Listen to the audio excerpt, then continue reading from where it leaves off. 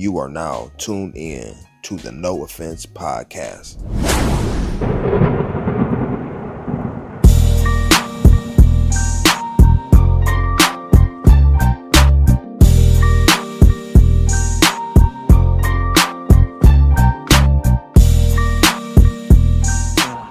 I ain't gonna sock you, little nigga, cause you got heart. I can respect that. You ain't no punk-ass mark like the rest of your homeboys. Let him go, P. I ain't gonna hear you. But I am gonna whoop your ass. Whoop your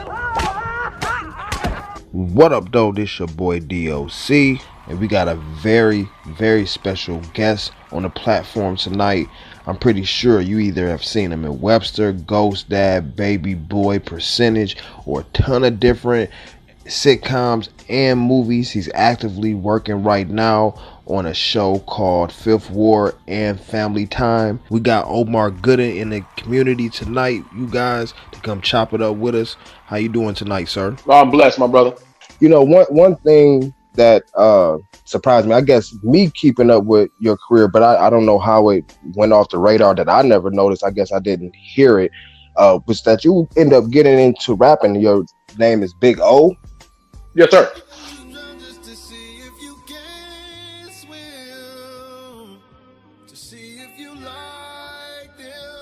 Big O, get go, get dough, get mo, hit folk. Well, I know both of your parents were musicians. Was that the biggest inspiration behind you going off into the music lane? Like, how did you get into that realm? Well, it actually started when I was 9 years old. You know, my father was a singer. My mother was also a recording artist as well. She gave up her career to be a house to raise the family. You know what I mean? While Pops continued to do his thing and move on about and chase the money, so to speak. So it's always been in the blood. You know, when I was 9 years old, I entered a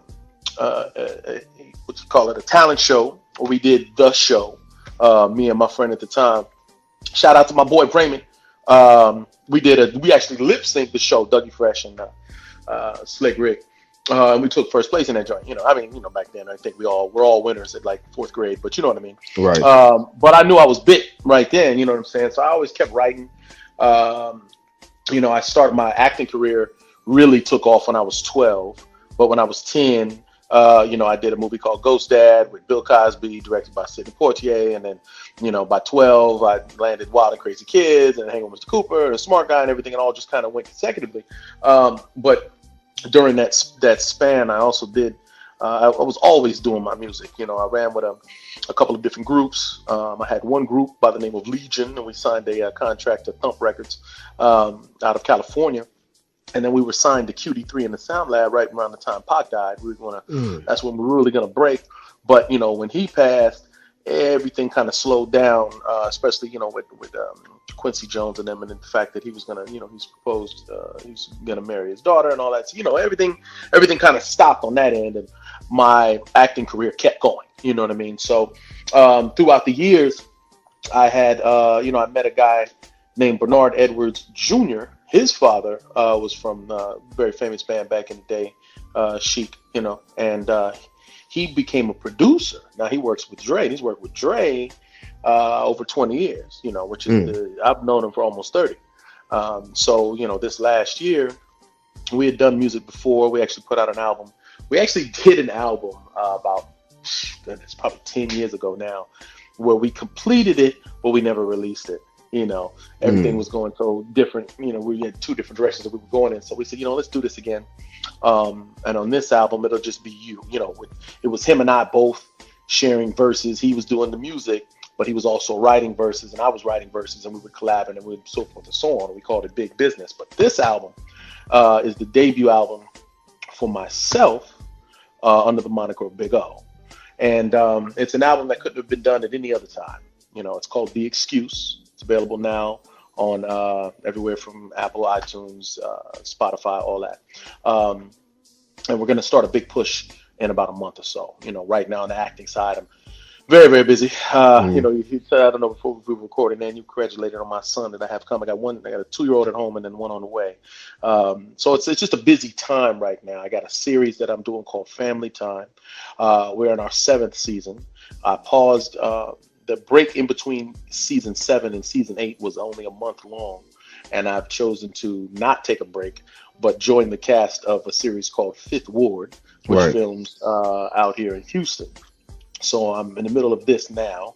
Then I go back, get home, dive into season 8, and then I'll have a little bit of time off, which will make me, which will allow me to switch gears back into the rapping world. Which the cool thing about it is, I finished the album last year before I got real heavy into these seasons with all the acting I had done. Mhm. So the music aspect of it is finished. So you guys can listen to it. I put a couple of songs out. I put out the single I dropped was featuring Black Souls, also from Aftermath.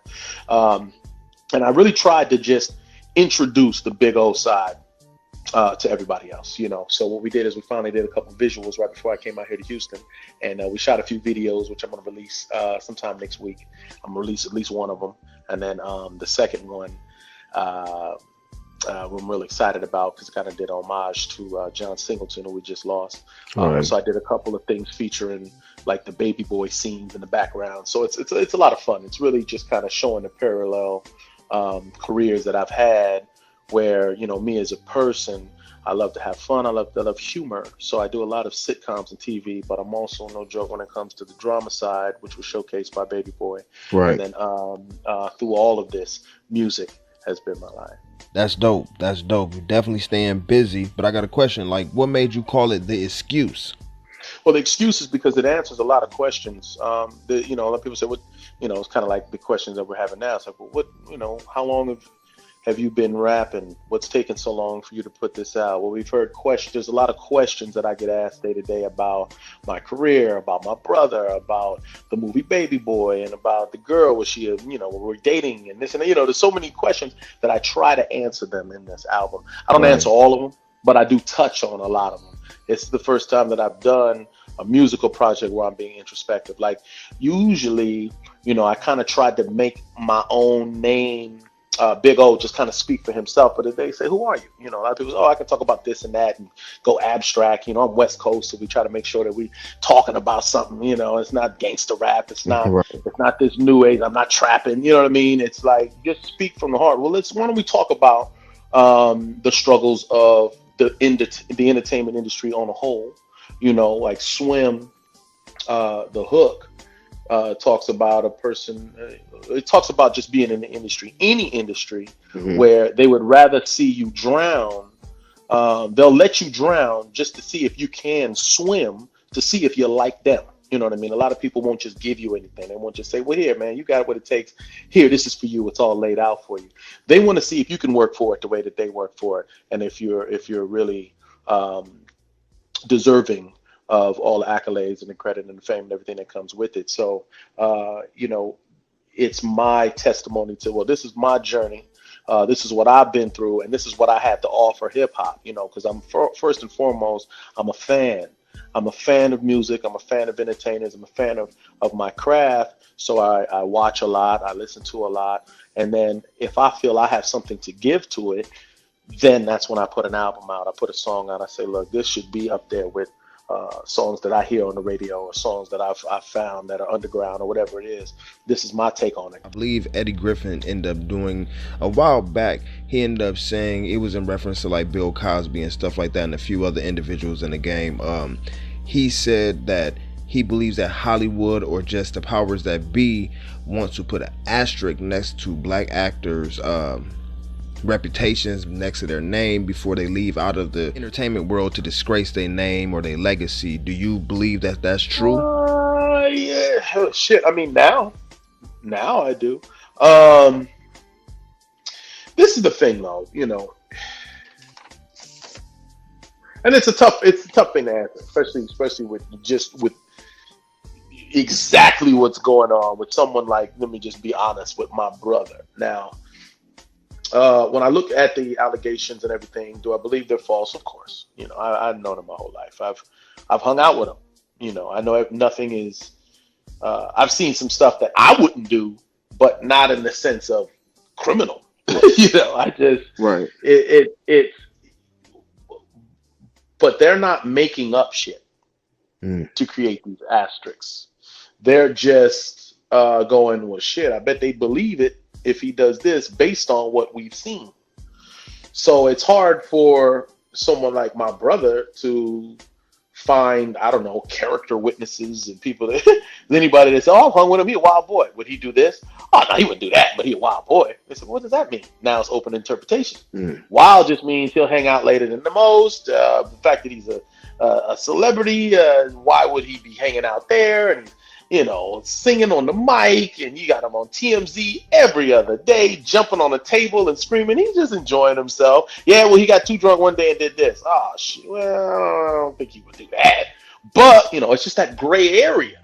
Right. So if you keep yourself out of those situations, then there's nothing. They're going to have to just make up some shit. I've never met, when I worked with Bill Cosby, I was 9. There wasn't even a chance of nothing weird going on, even in my eyes or from my perception.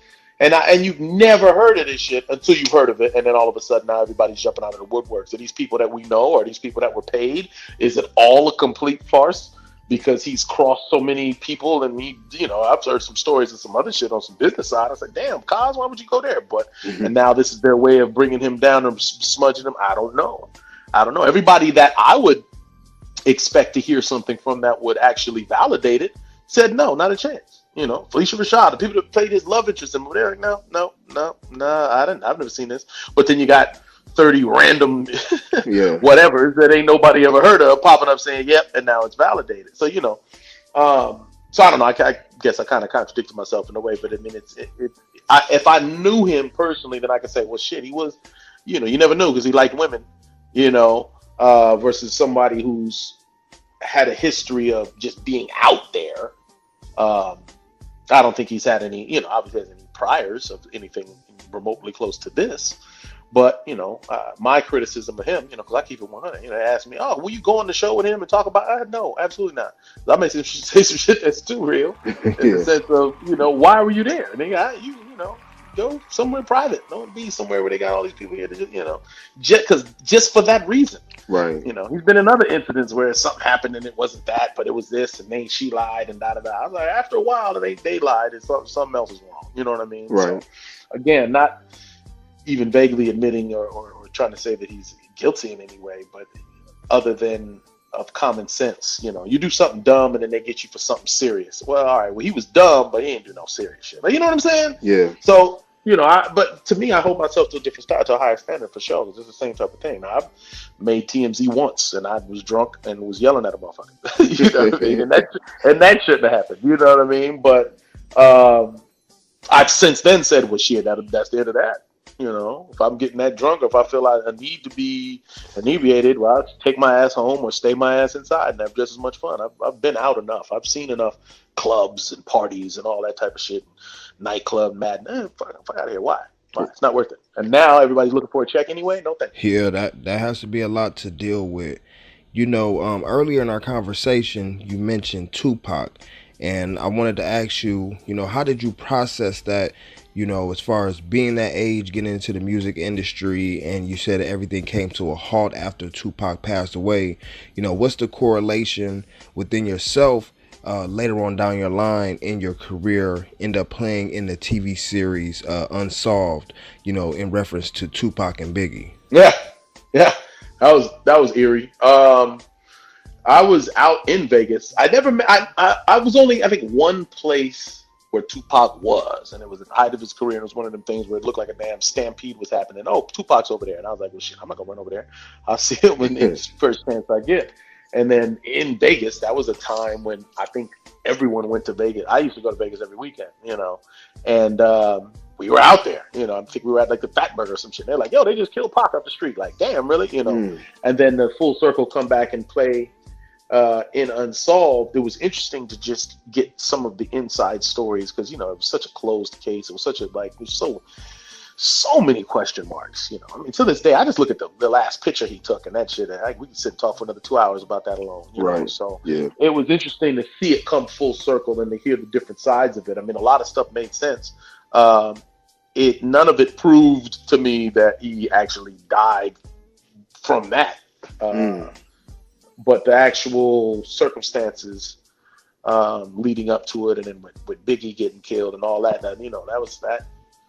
it definitely shed a lot of light. But it was very very surreal just being a part of that whole production. Were there any question marks that you had personally that was answered throughout that process? Did you leave out of that situation believing what was displayed to the people? There were a couple. I think with like police involvement, and if there was any type of because obviously, the cops they can catch somebody for something that you'd be like, damn, I can't believe they caught that, and then other shit they just can't figure out, no leads, no nothing. It's like come on. So a lot of shit was kind of no brainer. But when you saw it pieced together with actual facts and the shit, that I was like, oh damn, it was a lot more obvious than I thought. Right. But it did. I almost was excited at first when I first took it. I just want to go to the last script. Okay, how does this end? You guys actually say, but then they're like, no, it's called Unsolved for a reason. I was like, God damn it. Right. So they had a lot, like the guys that wrote it had a lot of information that I thought was real interesting. I was like, well, damn. But it actually brought up more questions than anything. Yeah, I left out of that series feeling the same way. I wanted to ask you, getting into the music and movie industry at such a young age, I have seen a lot of examples of child stars get into Hollywood, and I don't know if it's the stress or just the environment and all the things that come with Hollywood wear them out, or they have a bad ending at the end. I wanted to know, like, throughout your whole process and journey, what has helped you keep your sanity throughout?